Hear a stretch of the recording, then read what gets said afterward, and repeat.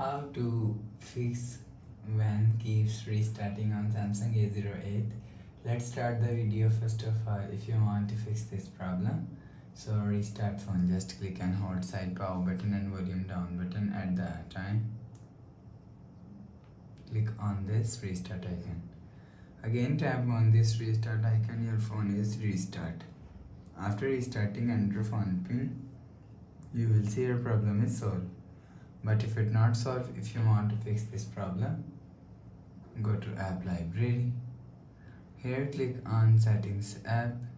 Now in setting, scroll down and click on software update. You will check your software update is latest. If it not latest, update your software latest. After update software latest, go back to home screen.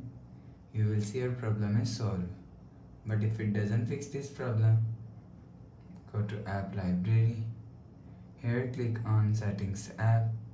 Now in setting, scroll down and click on general management. Click on reset and click on factory data reset.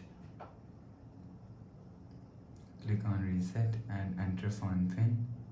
Click on continue and click on delete all. After click on delete all, you will see your problem is solved.